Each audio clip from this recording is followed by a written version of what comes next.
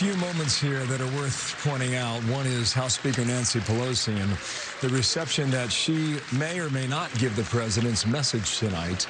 It's been the talk of a lot of attention here through Washington throughout the day. The other is up in the gallery with the First Lady Melania Trump a moment ago. You can see the gentleman to her right in the beard. That is conservative radio host Rush Limbaugh, who announced just yesterday that he has stage 4 lung cancer to his national audience. More on that in a moment as Chief Justice John Roberts says his hellos in the well of the House. Molly, I interrupted you. I'll allow you to finish your comment now. Yes, well, President Trump has been going through quite a bit with this impeachment inquiry, but at the same time, he's had a tremendous year, and he just found out today his approval numbers are at an all-time high. The economy is going very well and has been throughout his presidency. There's been success with foreign policy, and so it's almost incomprehensible that this is the presidency that people thought would be would have so many negatives, but he's existing in a Washington, D.C. where it seems like everybody else is struggling, but he's doing is having successes. We are waiting for the handoff for the speech. There it is with the Vice President and the House Speaker, and we were waiting for that moment there that you saw. Nancy Pelosi stretched her hand out as if she wanted to shake his hand, but there was no handshake with the President and the House Speaker, nor was there a handshake with the Vice President and the President a moment ago. Jonathan Swan, what did you learn from the White House today about tonight? President Trump, according to his aides, likes using guests. To Ari's point, you know, making it a human story, they really put a lot of time into thinking about stocking this audience up with guests that help him dramatize some of the points he wants to make. So a few things I'm looking for. The president is obviously particularly proud of killing the Iranian terrorist Qasem Soleimani. We're cutting out.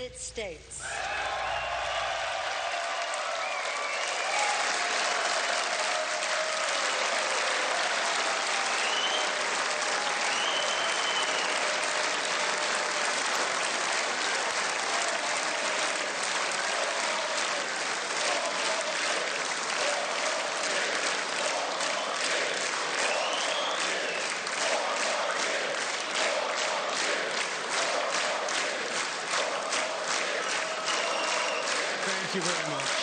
Thank you. Thank you very much. Madam Speaker, Mr. Vice President, members of Congress, the First Lady of the United States.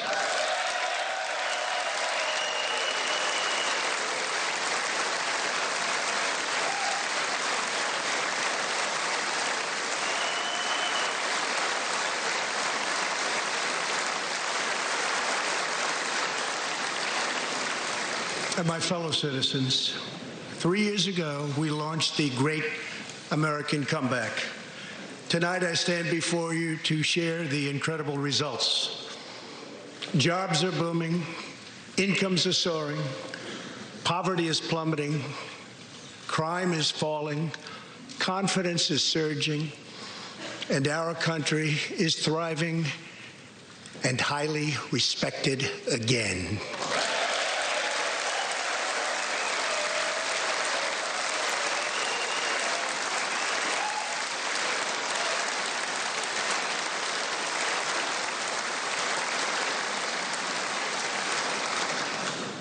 America's enemies are on the run.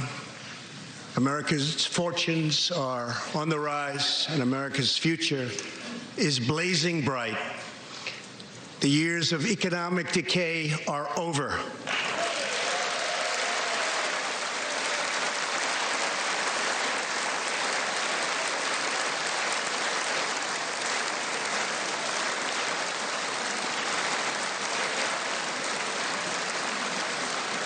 The days of our country being used, taken advantage of, and even scorned by other nations are long behind us.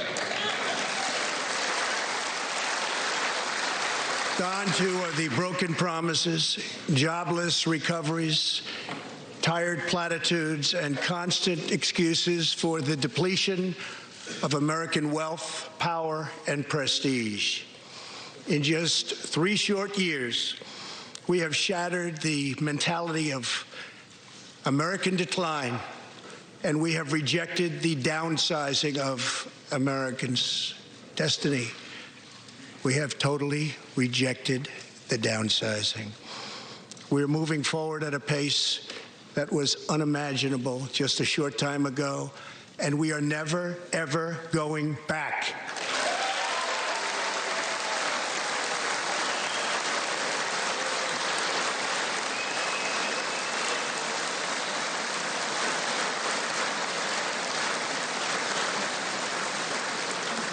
I am thrilled to report to you tonight that our economy is the best it has ever been.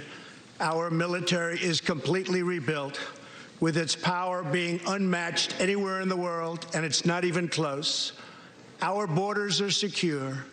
Our families are flourishing. Our values are renewed. Our pride is restored. And for all of these reasons, I say to the people of our great country and to the members of Congress, the state of our union is stronger than ever before.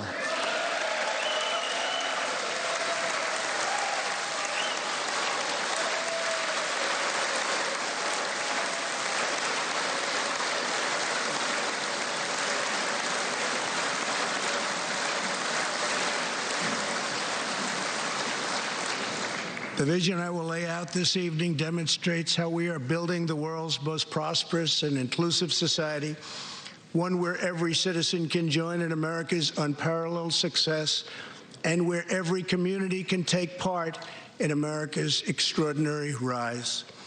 From the instant I took office, I moved rapidly to revive the U.S. economy, slashing a record number of job-killing regulations, enacting historic and record-setting tax cuts, and fighting for fair and reciprocal trade agreements.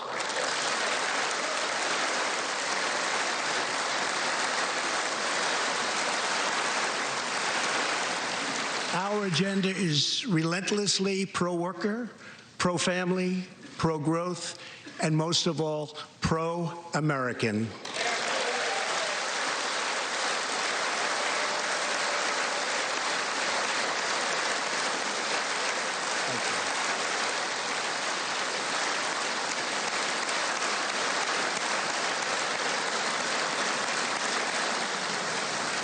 Thank you. We are advancing with unbridled optimism and lifting our citizens of every race, color, religion, and creed very, very high.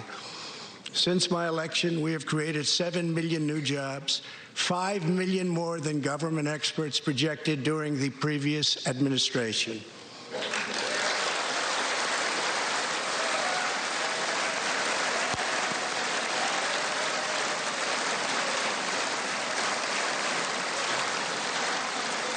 The unemployment rate is the lowest in over half a century. And very incredibly, the average unemployment rate under my administration is lower than any administration in the history of our country.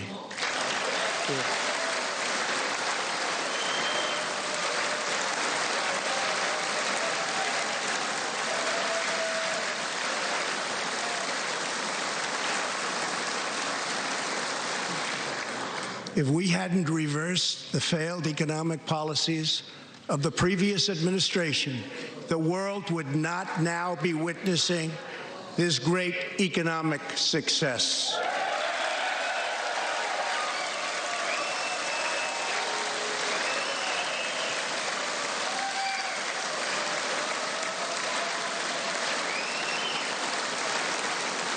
The unemployment rate for African Americans, Hispanic Americans, and Asian Americans has reached the lowest levels in history.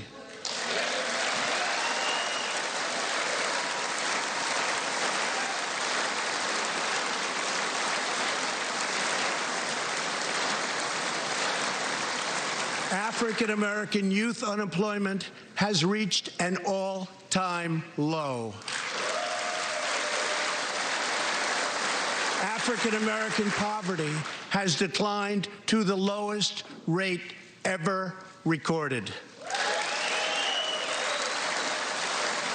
The unemployment rate for women reached the lowest level in almost 70 years, and last year women filled 72% of all new jobs added.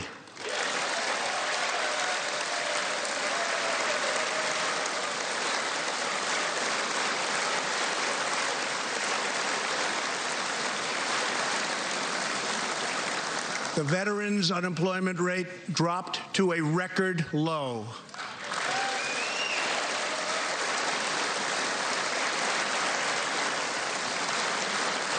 The unemployment rate for disabled Americans has reached an all-time low.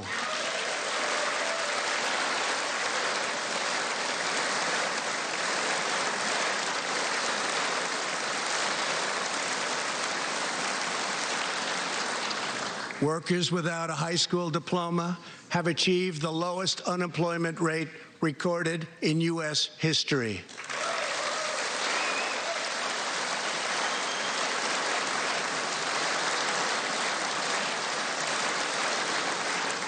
A record number of young Americans are now employed.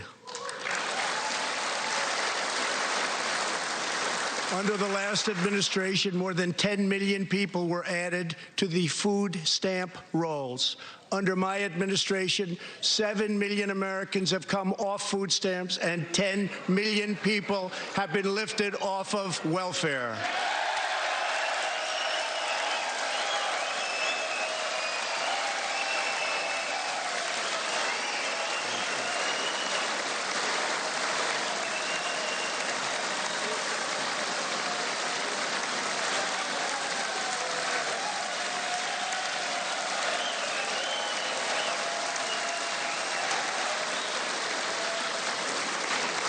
In 8 years under the last administration, over 300,000 working-age people dropped out of the workforce.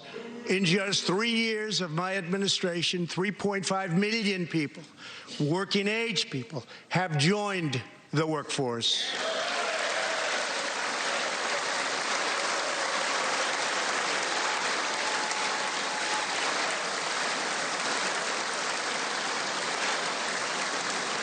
Since my election, the net worth of the bottom half of wage earners has increased by 47%, 3 times faster than the increase for the top 1%.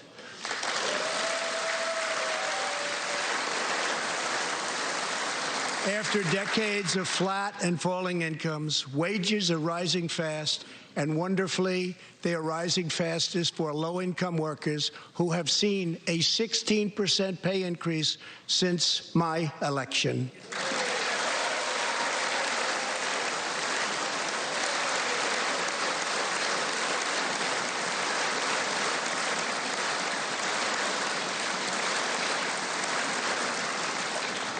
This is a blue-collar boom.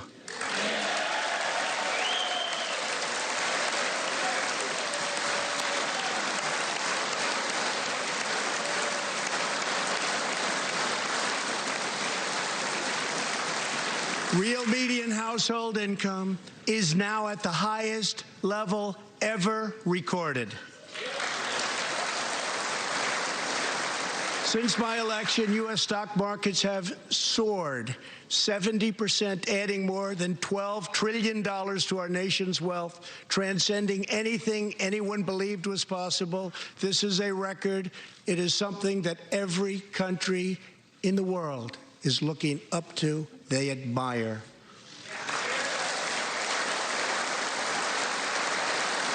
Consumer confidence has just reached amazing new highs.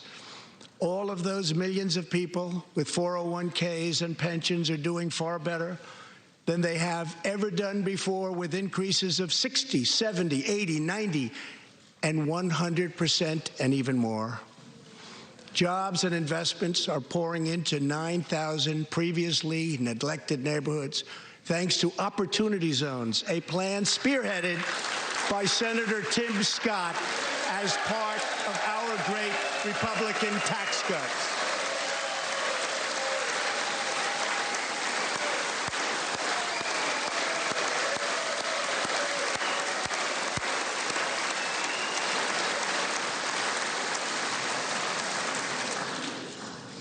In other words, wealthy people and companies are pouring money into poor neighborhoods or areas that haven't seen investment in many decades, creating jobs, energy, and excitement.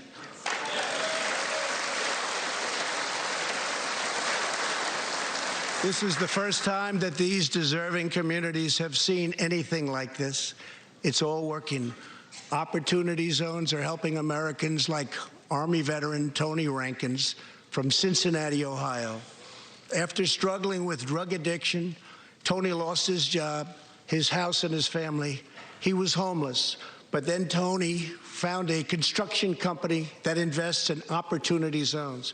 He is now a top tradesman, drug-free, reunited with his family, and he is here tonight. Tony, keep up the great work, Tony.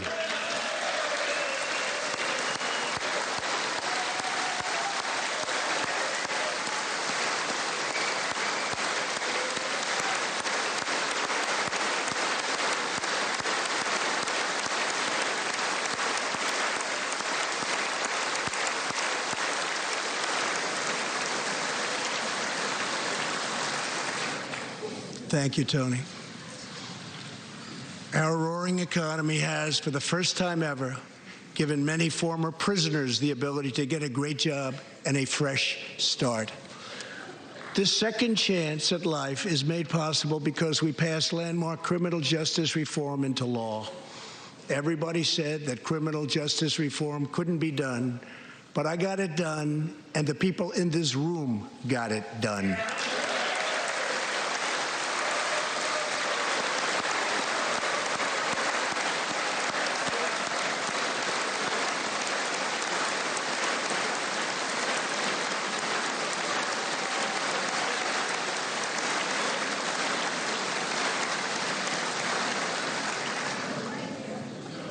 Thanks to our bold regulatory reduction campaign, the United States has become the #1 producer of oil and natural gas anywhere in the world, by far.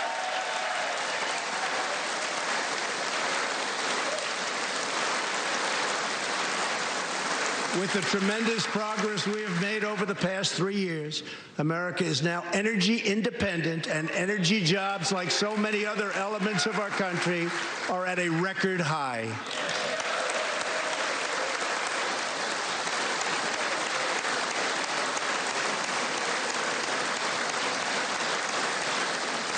We are doing numbers that no one would have thought possible just 3 years ago. Likewise, we are restoring our nation's manufacturing might, even though predictions were, as you all know, that this could never, ever be done.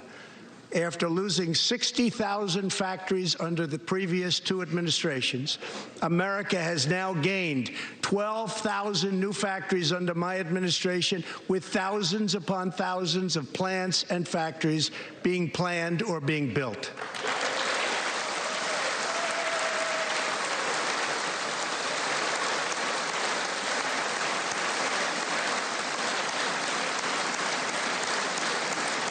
Companies are not leaving.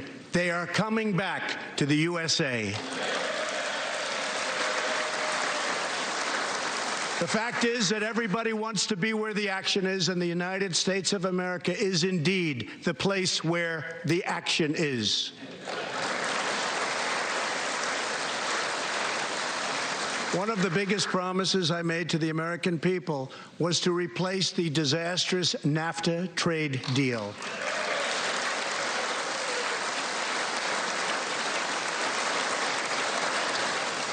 In fact, unfair trade is perhaps the single biggest reason that I decided to run for president. Following NAFTA's adoption, our nation lost 1 in 4 manufacturing jobs. Many politicians came and went, pledging to change or replace NAFTA, only to do so, and then absolutely nothing happened. But unlike so many who came before me, I keep my promises. We did our job.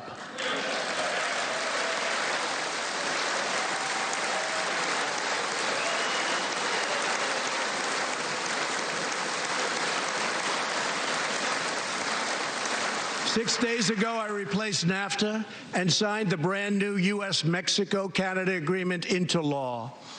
the USMCA will create nearly 100,000 new high-paying American auto jobs and massively boost exports for our farmers, ranchers, and factory workers.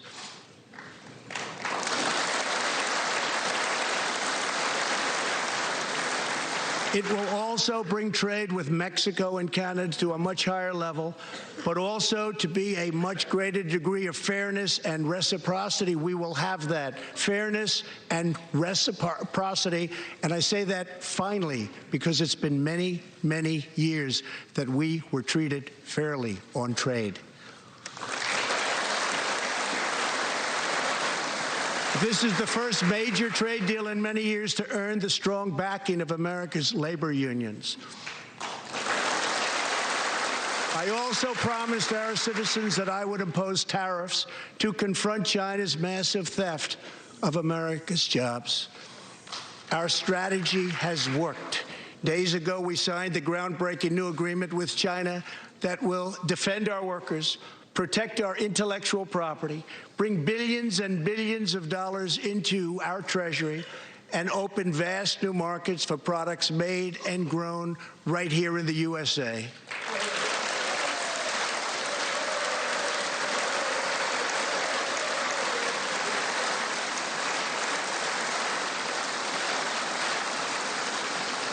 For decades, China has taken advantage of the United States.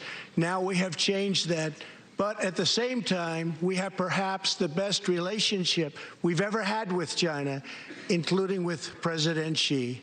They respect what we've done because, quite frankly, they could never really believe that they were able to get away with what they were doing year after year, decade after decade, without someone in our country stepping up and saying, that's enough.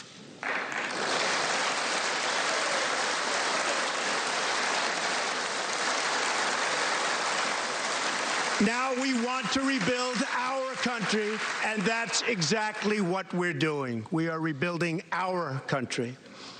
As we restore American leadership throughout the world, we are once again standing up for freedom in our hemisphere. That's why my administration reversed the failing policies of the previous administration on Cuba.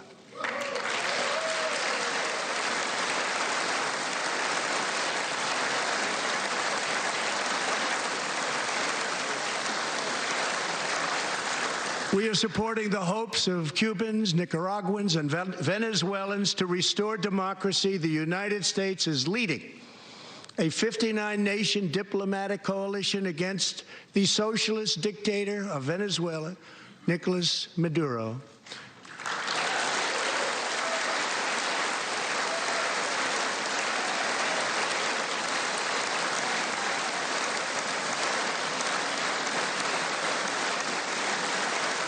Maduro is an illegitimate ruler, a tyrant who brutalizes his people, but Maduro's grip on tyranny will be smashed and broken.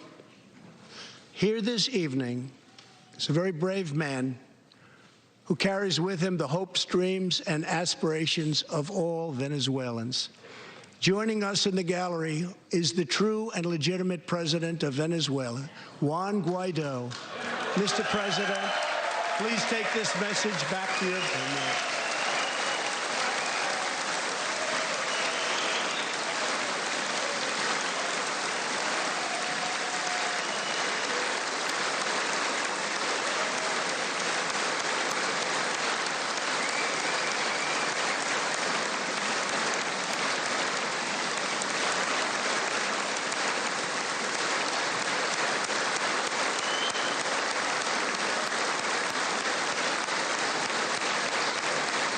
Thank you, Mr. President.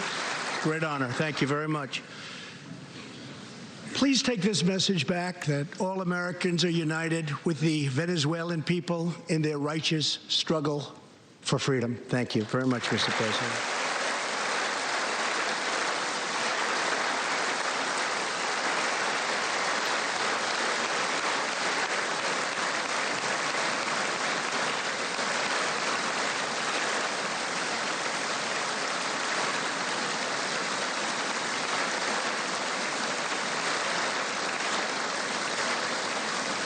Thank you very much. Socialism destroys nations, but always remember, freedom unifies the soul.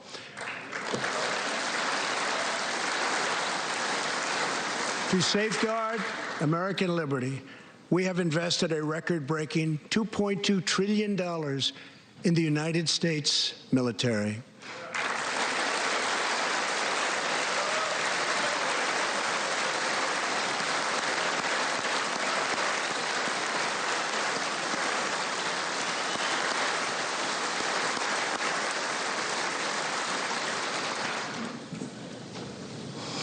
We have purchased the finest planes, missiles, rockets, ships, and every other form of military equipment, and it's all made right here in the USA.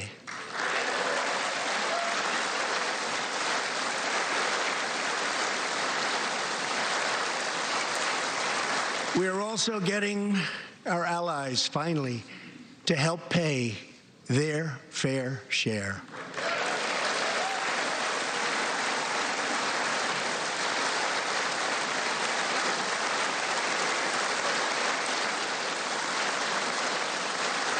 I have raised contributions from other NATO members by more than $400 billion, and the number of allies meeting their minimum obligations has more than doubled. And just weeks ago, for the first time since President Truman established the Air Force, more than 70 years earlier, we created a brand new branch of the United States Armed Forces. It's called the Space Force. Very important.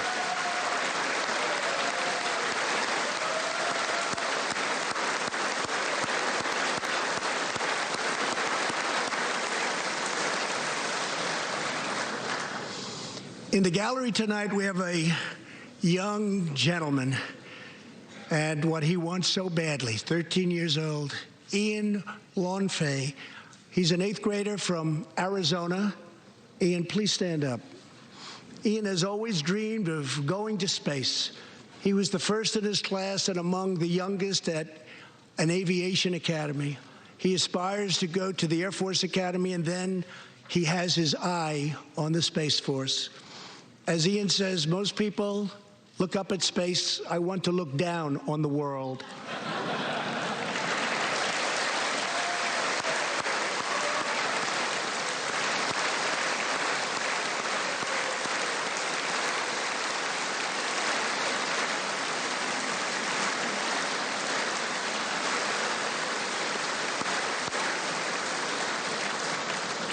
But sitting behind Ian tonight is his greatest hero of them all.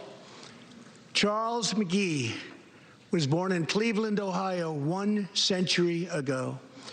Charles is one of the last surviving Tuskegee Airmen, the first black fighter pilots, and he also happens to be Ian's great-grandfather.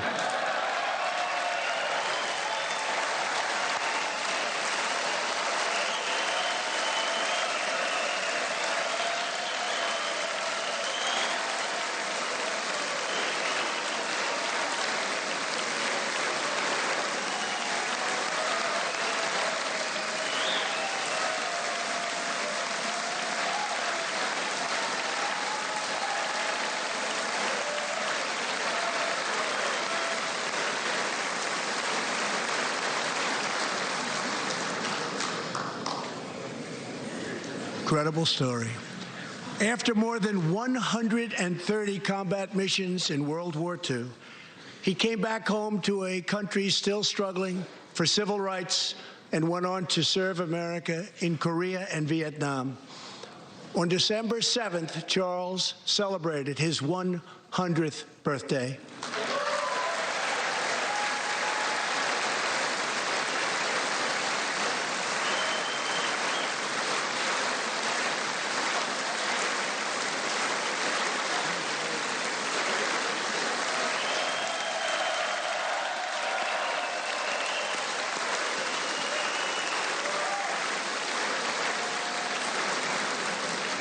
A few weeks ago, I signed a bill promoting Charles McGee to Brigadier General, and earlier today, I pinned the stars on his shoulders in the Oval Office General McGee, our nation salutes you. Thank you, sir.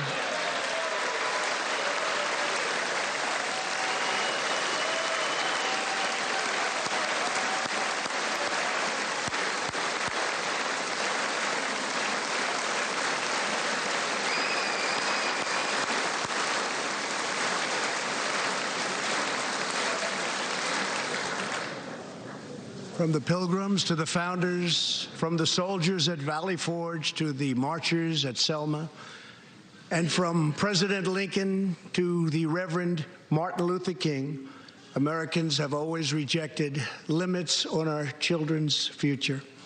Members of Congress, we must never forget that the only victories that matter in Washington are victories that deliver for the American people.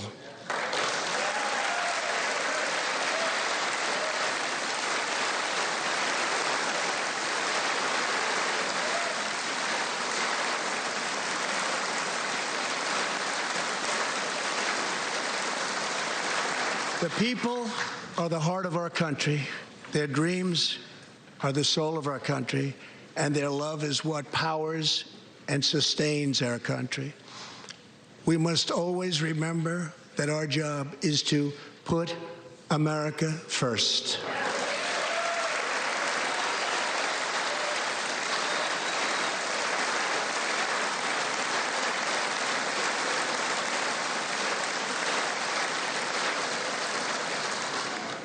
The next step forward in building an inclusive society is making sure that every young American gets a great education and the opportunity to achieve the American dream.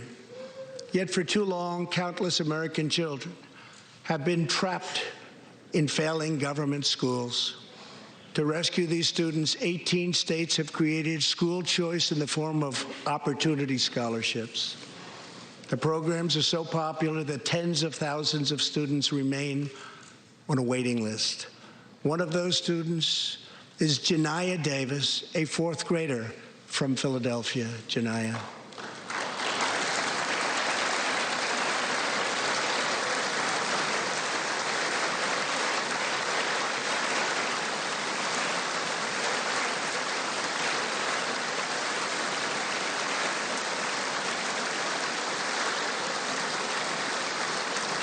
Janiyah's mom, Stephanie, is a single parent. She would do anything to give her daughter a better future. But last year, that future was put further out of reach when Pennsylvania's governor vetoed legislation to expand school choice to 50,000 children. Janiyah and Stephanie are in the gallery. Stephanie, thank you so much for being here with your beautiful daughter. Thank you very much.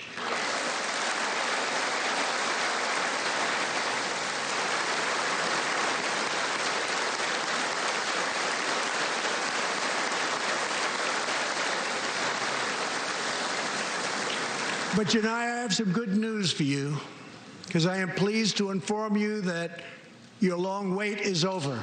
I can proudly announce tonight that an opportunity scholarship has become available. It's going to you, and you will soon be heading to the school of your choice.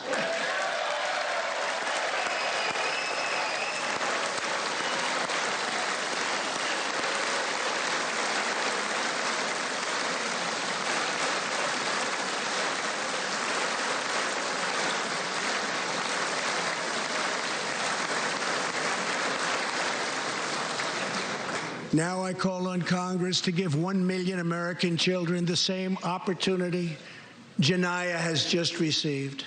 Pass the Education Freedom Scholarships and Opportunities Act, because no parent should be forced to send their child to a failing government school.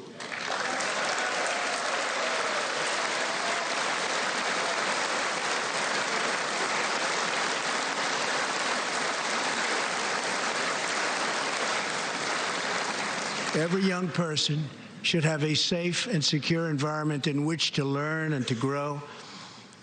For this reason, our magnificent First Lady has launched the Be Best initiative to advance a safe, healthy, supportive, and drug-free life for the next generation. Online, in school, and in our communities. Thank you, Melania, for your extraordinary love and profound care for America's children. Thank you very much.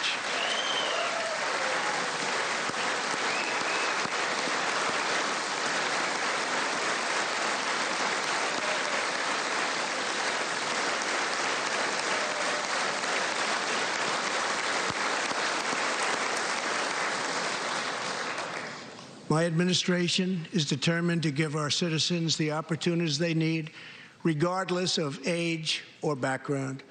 Through our pledge to American workers, over 400 companies will also provide new jobs and education opportunities to almost 15 million Americans. My budget also contains an exciting vision for our nation's high schools. Tonight, I ask Congress to support our students and back my plan to offer vocational and technical education in every single high school in America.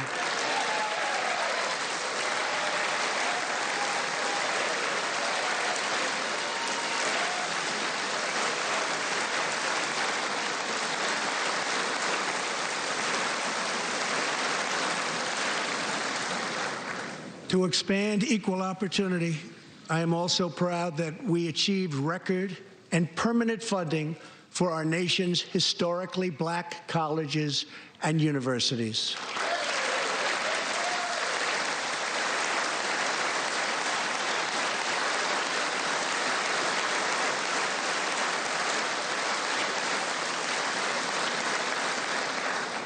A good life for American families also requires the most affordable, innovative, and high-quality health care system on earth.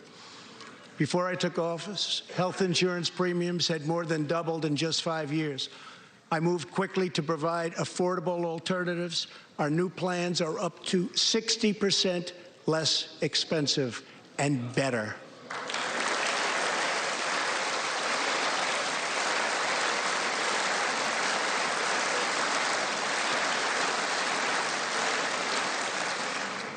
I've also made an ironclad pledge to American families. We will always protect patients with pre-existing conditions.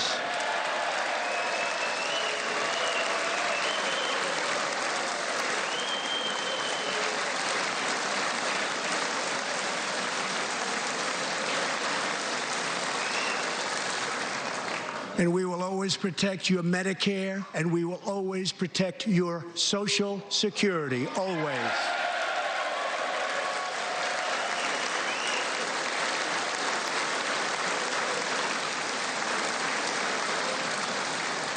The American patient should never be blindsided by medical bills. That is why I signed an executive order requiring price transparency.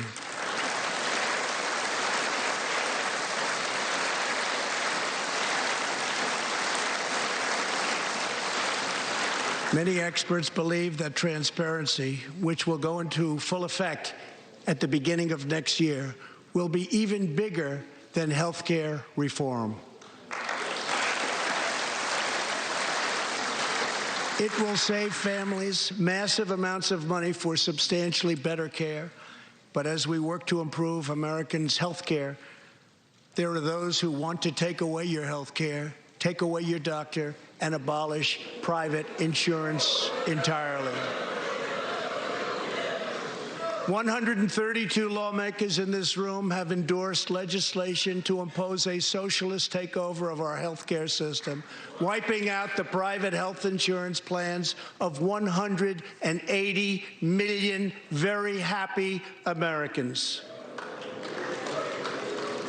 To those watching at home tonight, I want you to know we will never let socialism destroy American health care.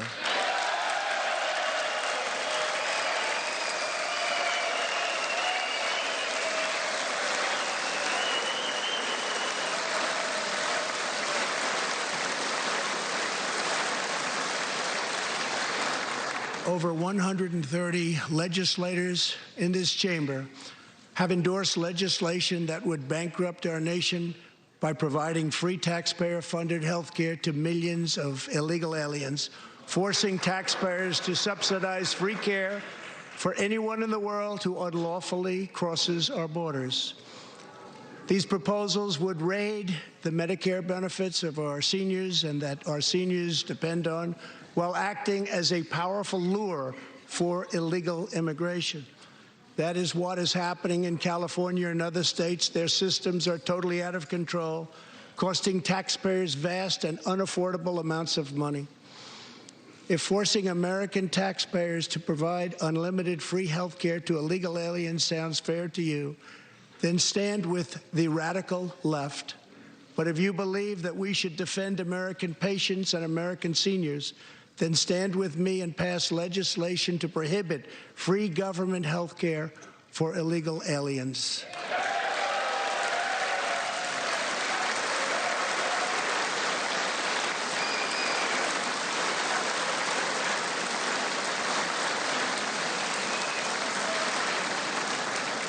This will be a tremendous boon to our already very strongly guarded southern border, where, as we speak, a long, tall, and very powerful wall is being built.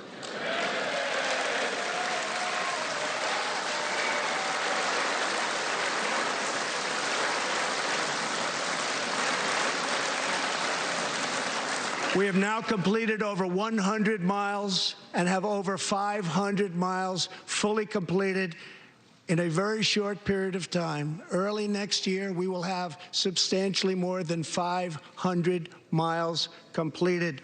My administration is also taking on the big pharmaceutical companies.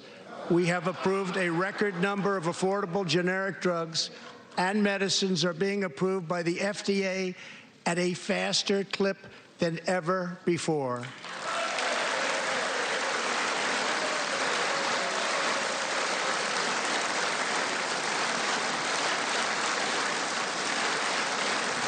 And I was pleased to announce last year that for the first time in 51 years, the cost of prescription drugs actually went down.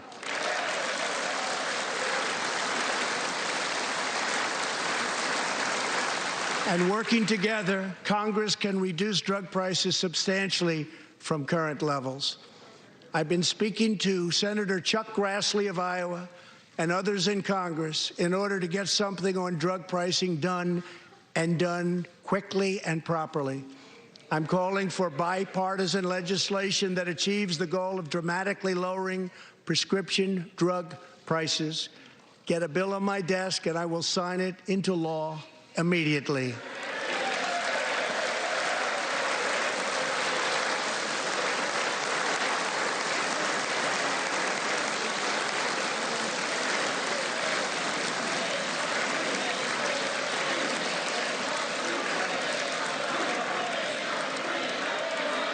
With unyielding commitment, we are curbing the opioid epidemic. Drug overdose deaths declined for the first time in nearly 30 years. Among the states hardest hit, Ohio is down 22%, Pennsylvania is down 18%, Wisconsin is down 10%, and we will not quit until we have beaten the opioid epidemic once and for all.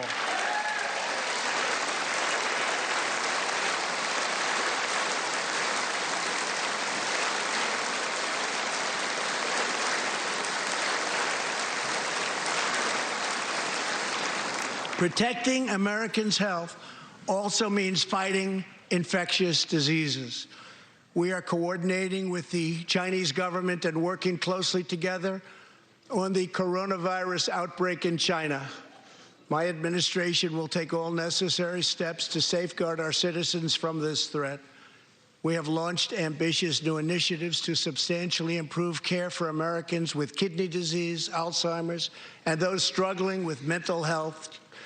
And because Congress was so good as to fund my request, new cures for childhood cancer, and we will eradicate the AIDS epidemic in America by the end of this decade.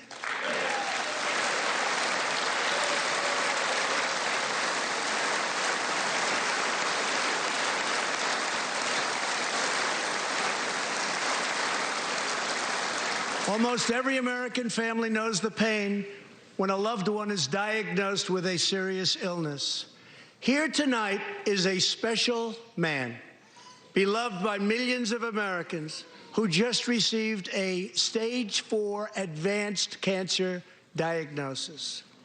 This is not good news, but what is good news is that he is the greatest fighter and winner that you will ever meet. Rush Limbaugh, thank you for your decades of tireless devotion to our country.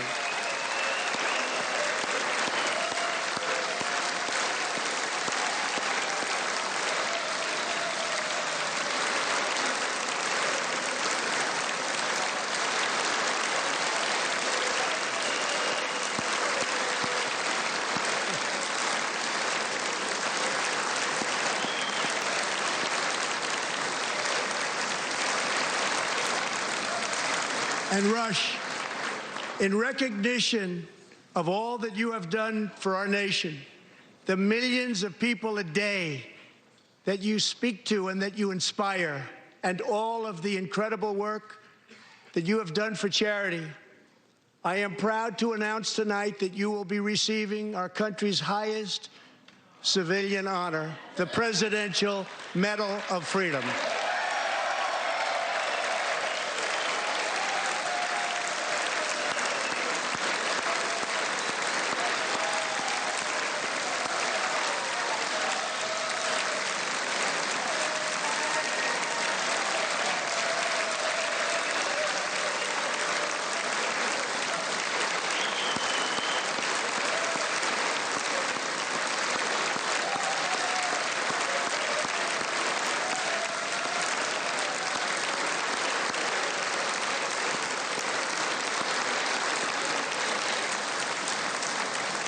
I will now ask the First Lady of the United States to present you with the honor, please.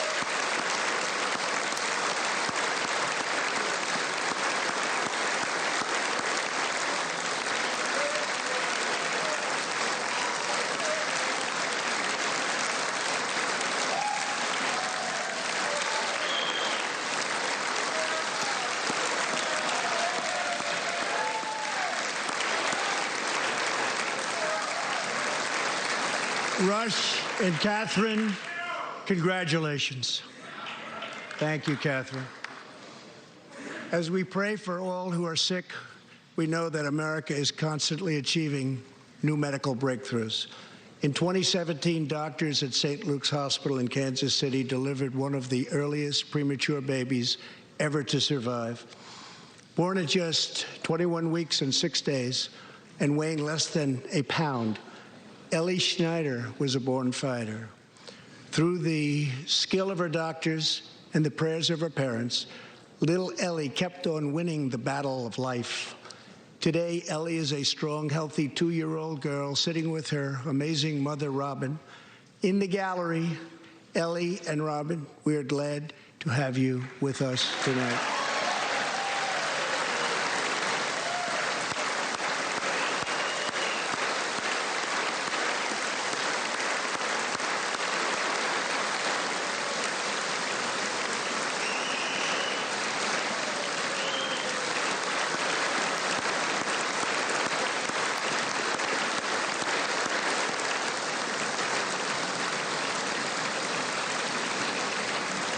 Ellie reminds us that every child is a miracle of life.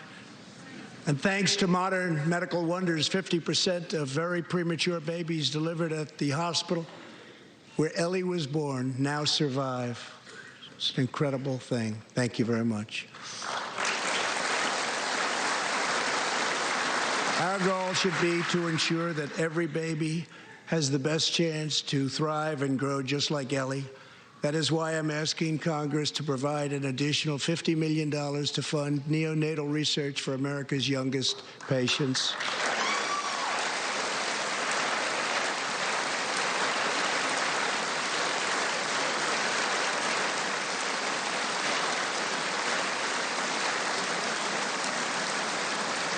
That is why I'm also calling upon members of Congress here tonight to pass legislation finally banning the late-term abortion of babies.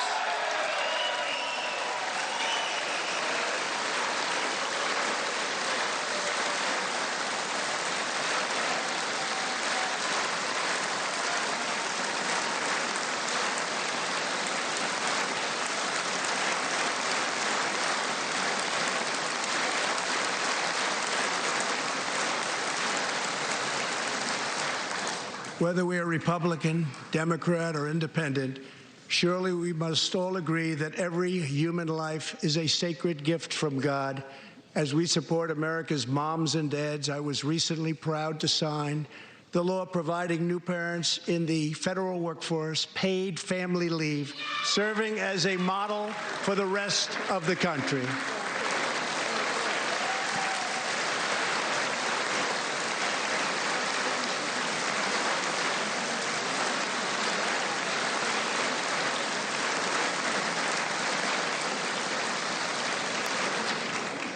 Now I call on Congress to pass the bipartisan Advancing Support for Working Families Act, extending family leave to mothers and fathers all across our nation.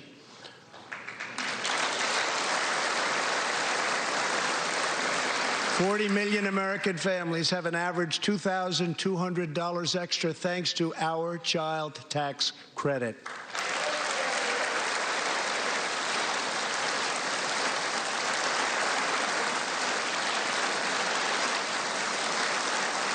I've also overseen historic funding increases for high-quality child care, enabling 17 states to help more children, many of which have reduced or eliminated their wait lists altogether. And I sent Congress a plan with a vision to further expand access to high-quality child care and urge you to act immediately. To protect the environment, days ago, I announced that the United States will join the 1 Trillion Trees Initiative, an ambitious effort to bring together government and private sector to plant new trees in America and all around the world.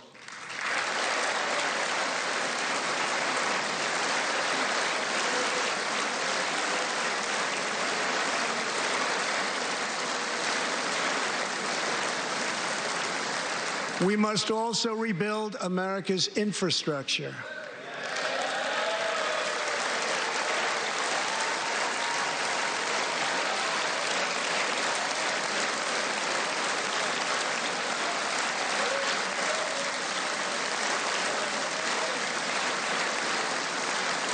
I ask you to pass Senator John Barrasso's highway bill to invest in new roads, bridges, and tunnels all across our land.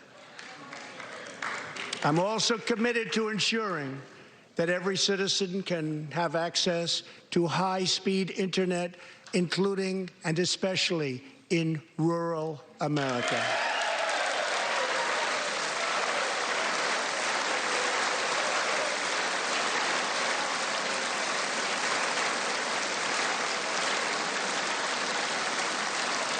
A better tomorrow for all Americans also requires us to keep America safe.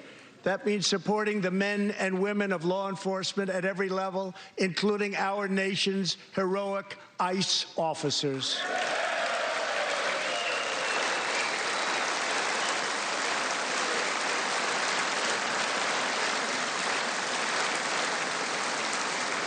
Last year, our brave ICE officers arrested more than 120,000 criminal aliens charged with nearly 10,000 burglaries, 5,000 sexual assaults, 45,000 violent assaults, and 2,000 murders. Tragically, there are many cities in America where radical politicians have chosen to provide sanctuary for these criminal, illegal aliens. In sanctuary cities, local officials order police to release dangerous criminal aliens to prey upon the public instead of handing them over to ICE to be safely removed. Just 29 days ago, a criminal alien freed by the sanctuary city of New York was charged with the brutal rape and murder of a 92-year-old woman. The killer had been previously arrested for assault, but under New York sanctuary policies, he was set free. If the city had honored ICE's detainer request, his victim would still be alive today. The state of California passed an outrageous law declaring their whole state to be a sanctuary for criminal, illegal immigrants, a very terrible sanctuary with catastrophic results. Here is just one tragic example. In December 2018, California police detained an illegal alien with 5 prior arrests, including convictions for robbery and assault. But as required by California's sanctuary law, local authorities released him. Days later, the criminal alien went on a gruesome spree of deadly violence. He viciously shot one man going about his daily work. He approached a woman sitting in her car and shot her in the arm and in the chest. He walked into a convenience store and wildly fired his weapon. He hijacked a truck and smashed into vehicles, critically injuring innocent victims. One of the victims is a terrible, terrible situation. Died, 51-year-old American named Rocky Jones. Rocky was at a gas station when this vile criminal fired 8 bullets at him from close range, murdering him in cold blood. Rocky left behind a devoted family, including his brothers, who loved him more than anything else in the world. One of his grieving brothers is here with us tonight. Jody, would you please stand? Jody, thank you.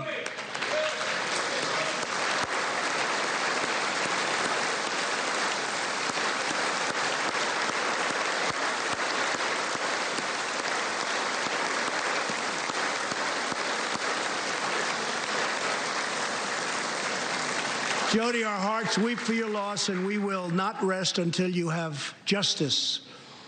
Senator Thom Tillis has introduced legislation to allow Americans like Jody to sue sanctuary cities and states when a loved one is hurt or killed as a result of these deadly practices.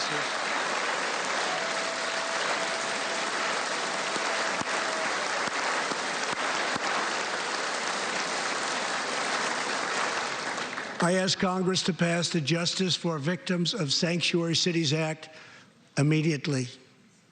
The United States of America should be a sanctuary for law-abiding Americans, not criminal aliens.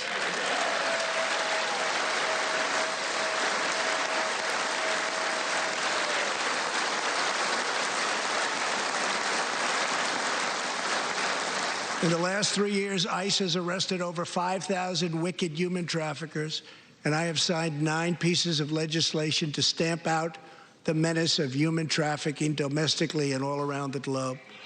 My administration has undertaken an unprecedented effort to secure the southern border of the United States.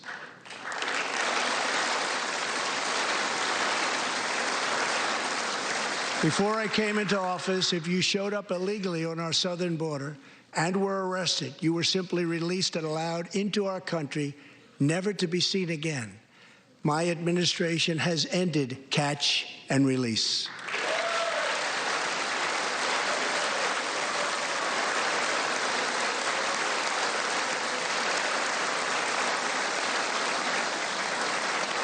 If you come illegally, you will now be promptly removed from our country.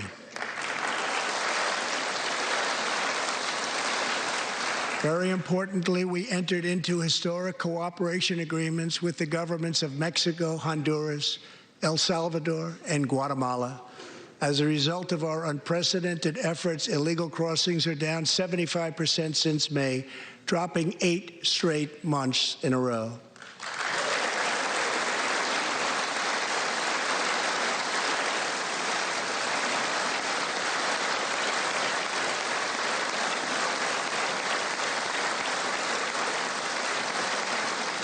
And as the wall rapidly goes up, drug seizures rise, and the border crossings are going down and going down very rapidly. Last year, I traveled to the border in Texas and met Chief Patrol Agent Raul Ortiz. Over the last 24 months, Agent Ortiz and his team have seized more than 200,000 pounds of poisonous narcotics, arrested more than 3,000 human smugglers, and rescued more than 2,000 migrants. Days ago, Agent Ortiz was promoted to Deputy Chief of Border Patrol, and he joins us tonight. Chief Ortiz, please stand.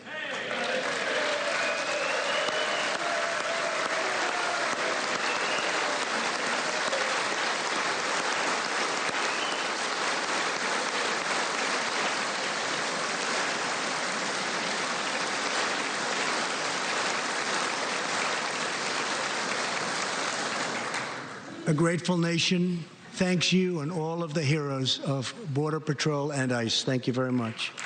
Thank you. To build on these historic gains, we are working on legislation to replace our outdated and randomized immigration system with one based on merit, welcoming those who follow the rules, contribute to our economy, support themselves financially, and uphold our values.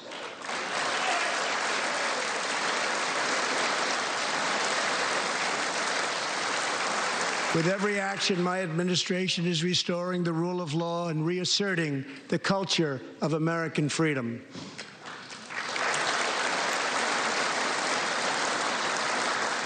Working with Senate Majority Leader Mitch McConnell, thank you, Mitch,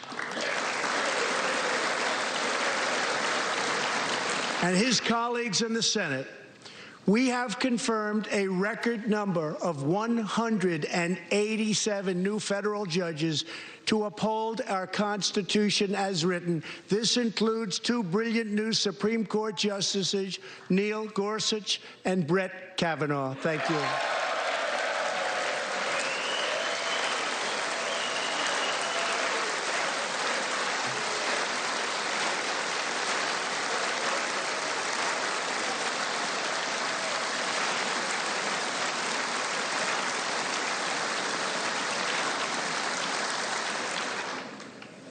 And we have many in the pipeline.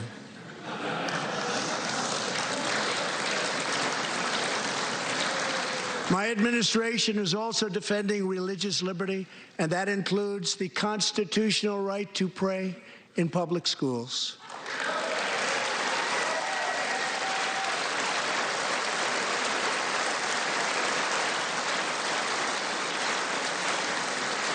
In America, we don't punish prayer. We don't tear down crosses. We don't ban symbols of faith. We don't muzzle preachers and pastors. In America, we celebrate faith. We cherish religion. We lift our voices in prayer, and we raise our sights to the glory of God. Just as we believe in the First Amendment, we also believe in another constitutional right that is under siege all across our country. So long as I am president, I will always protect your Second Amendment right to keep and bear arms.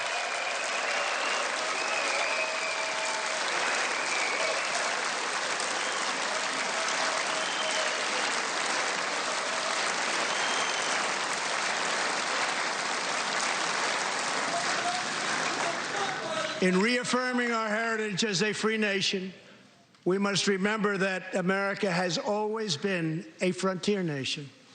Now we must embrace the next frontier, America's manifest destiny in the stars. I am asking Congress to fully fund the Artemis program, to ensure that the next man and the first woman on the moon will be American astronauts, using this as a launching pad to ensure that America is the first nation to plant its flag on Mars.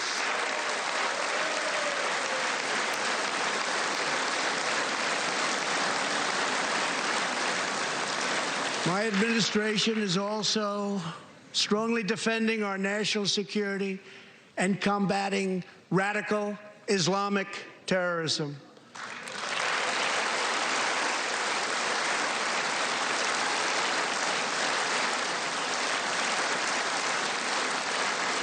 Last week, I announced a groundbreaking plan for peace between Israel and the Palestinians.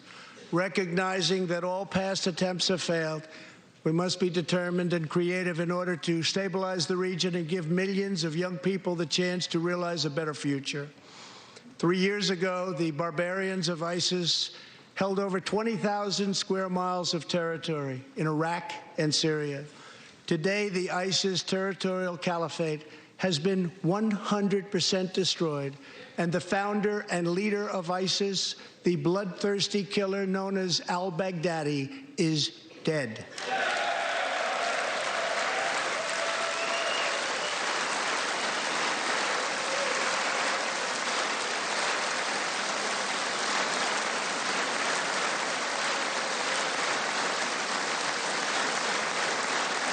We are joined this evening by Carl and Marcia Mueller. After graduating from college, their beautiful daughter, Carla, became a humanitarian aid worker.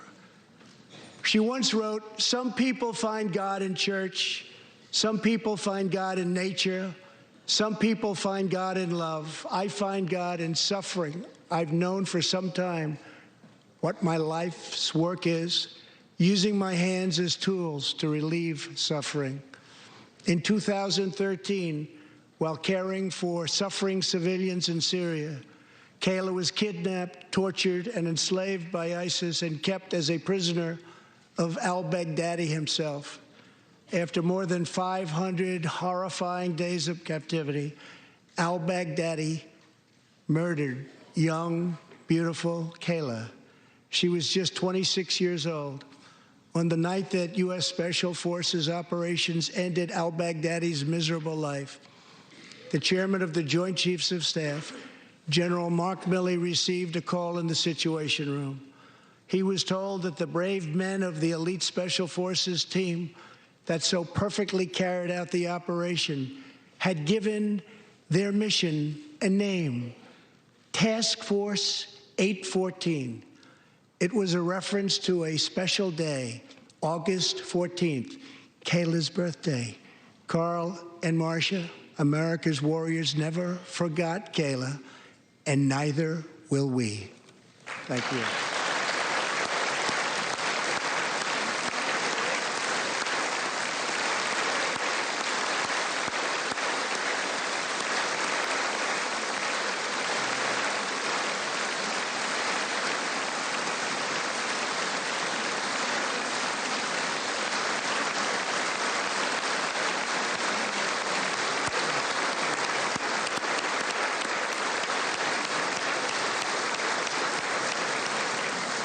Every day, America's men and women in uniform demonstrate the infinite depth of love that dwells in the human heart.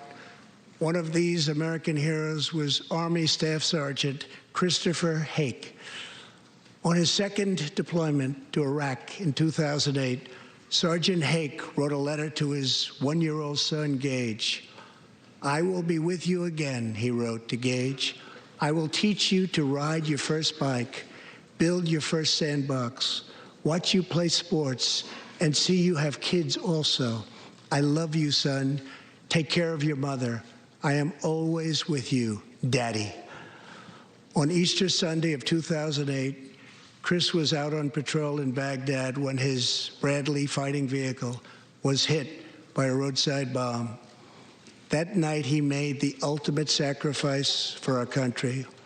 Sergeant Hake now rests in eternal glory in Arlington, and his wife, Kelly, is in the gallery tonight, joined by their son, who is now a 13-year-old. and doing very, very well. To Kelly and Gage, Chris will live in our hearts forever. He is looking down on you now. Thank you.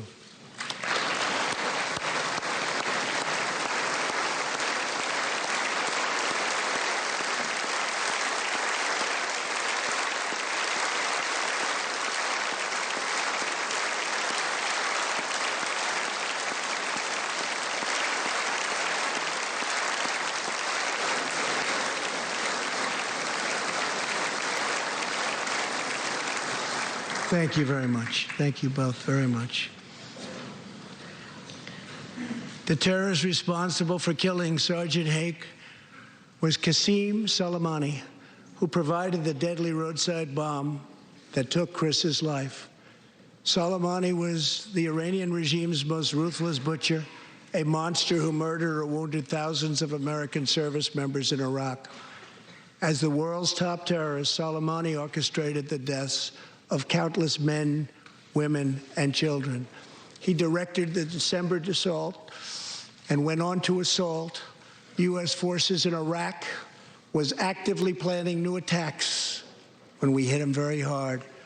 And that's why last month, at my direction, the U.S. military executed a flawless precision strike that killed Soleimani and terminated his evil reign of terror forever.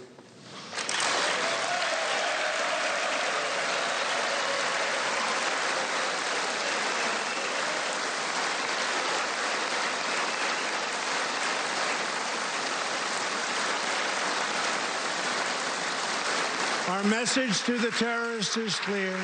You will never escape American justice. If you attack our citizens, you forfeit your life.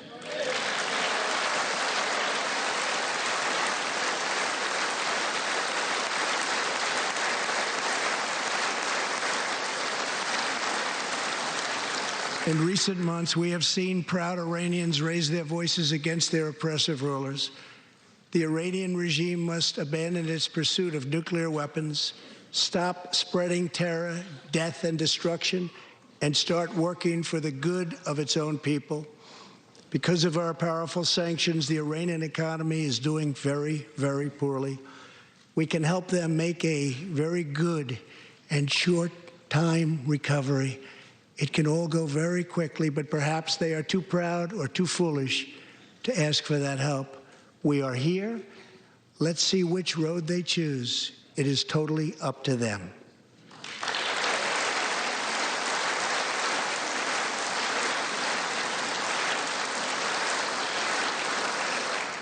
As we defend American lives, we are working to end America's wars in the Middle East. In Afghanistan, the determination and valor of our warfighters has allowed us to make tremendous progress, and peace talks are now underway. I am not looking to kill hundreds of thousands of people in Afghanistan, many of them totally innocent. It is also not our function to serve other nations as law enforcement agencies. These are warfighters that we have, the best in the world, and they either want to fight to win or not fight at all. We are working to finally end America's longest war and bring our troops back home.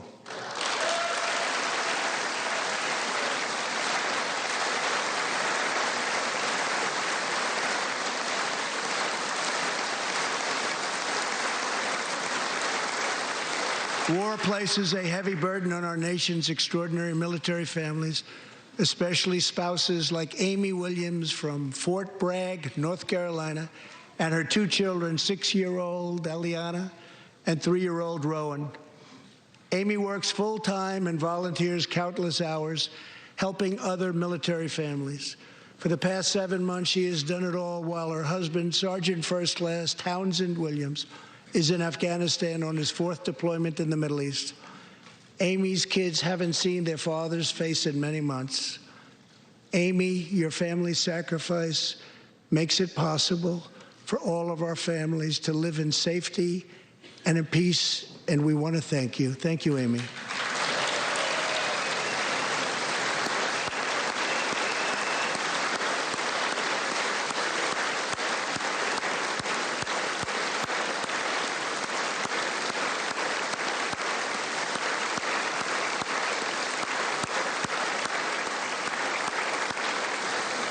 But Amy, there is one more thing. Tonight we have a very special surprise. I am thrilled to inform you that your husband is back from deployment. He is here with us tonight, and we couldn't keep him waiting any longer.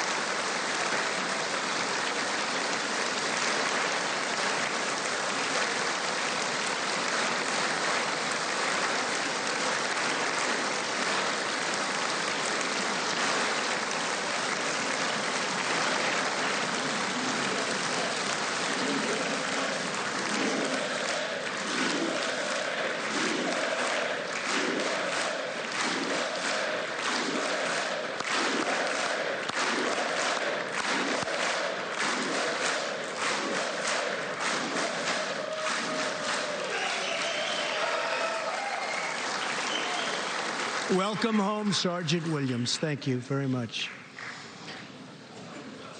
As the world bears witness tonight, America is a land of heroes.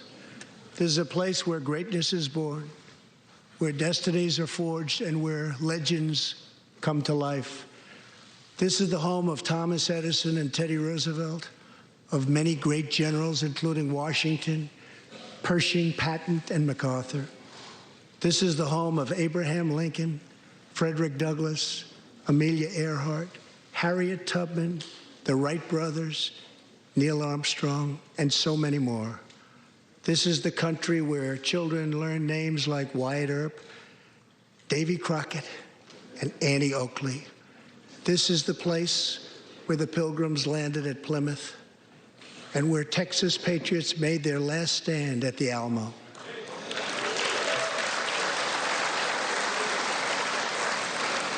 The beautiful, beautiful Alamo. The American nation was carved out of the vast frontier by the toughest, strongest, fiercest, and most determined men and women ever to walk on the face of the earth.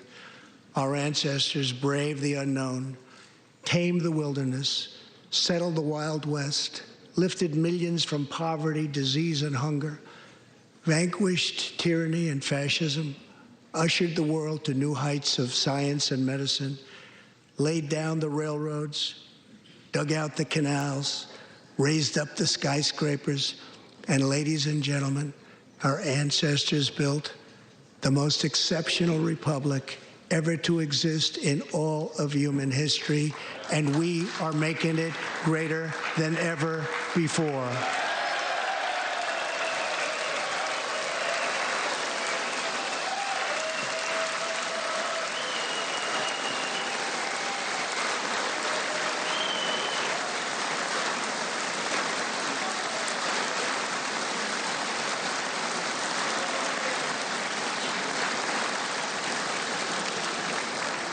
This is our glorious and magnificent inheritance. We are Americans. We are pioneers. We are the pathfinders. We settled the new world. We built the modern world. And we changed history forever by embracing the eternal truth that everyone is made equal by the hand of Almighty God.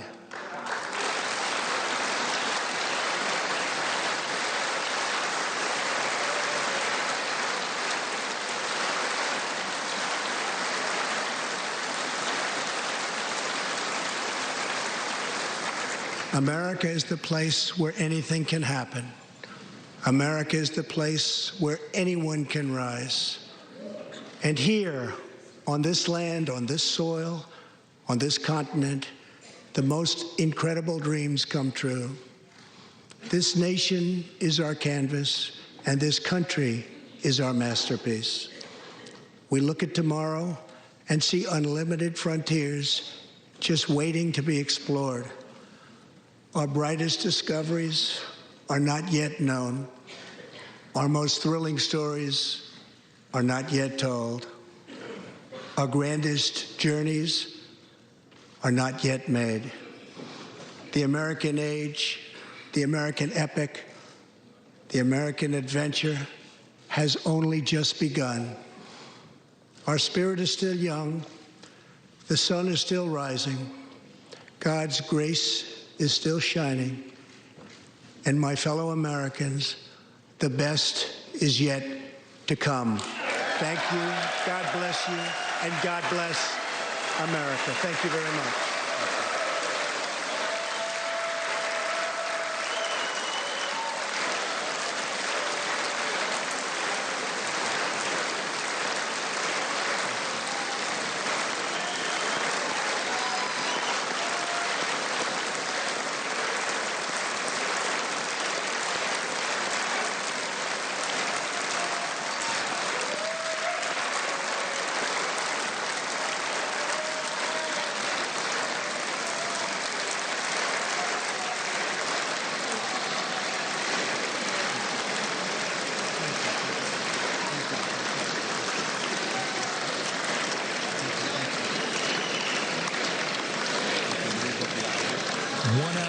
15 minutes on the clock, and there were a lot of moments in this speech, and we'll go through a number of them, including the one you saw at the end there, where Speaker Nancy Pelosi appeared to take the speech in her hand and rip it in half. Wow.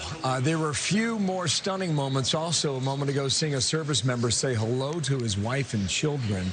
Chants of USA up in the gallery. And if you go to the moment that began the night, that will be talked about by many, not just that what we saw by Speaker Pelosi, as the president signs a House member's tie there on the way out. There was a moment in the beginning that happened when President Trump picked up the speech and handed it to Speaker Pelosi. She appeared to reach her hand out to him, but it did not happen. There was no handshake. Now, in about 17 hours, the U.S. Senate's going to vote on 2 articles of impeachment.